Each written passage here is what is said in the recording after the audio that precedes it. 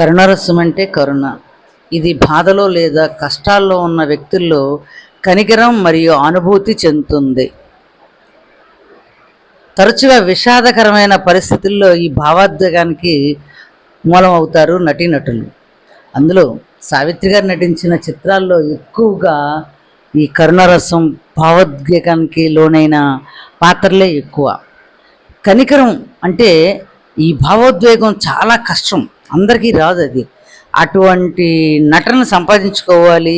ఆ భావోద్వేగ వ్యక్తీకరణ యొక్క దుఃఖకరమైన స్థితి గురించి అదే ఆలోచనను అనుభవించి తీవ్రమైన మానసిక వేదన వ్యక్తపరచాలి, కన్నీళ్లు పెట్టుకోవాలి, పరిస్థితి అవసరమైతే తీవ్రంగా ఏడవాలి.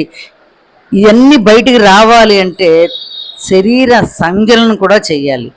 చాలామంది నటీనటులు తమ ముఖాల్లో అత్యంత భావోద్వేగ విషాద భావాలను వ్యక్తీకరించడం మరియు అలాంటి సన్నివేశాలను ప్రభావవంతంగా ప్రదర్శించడం చాలా కష్టం.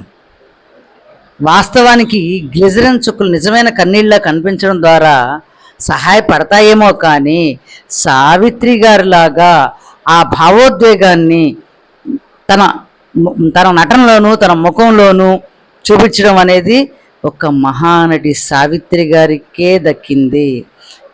కొంతమంది నటీనటులు తగినంతగా నటించలేని వారు కూడా దర్శకుడి సూచనల మేరకు తమ ముఖాలను కప్పుకోవడం లేదా కెమెరా ప్రేక్షకుల నుండి ముఖాలను తిప్పడం ద్వారా ఇబ్బందిని నివారించడానికి ప్రయత్నిస్తారు.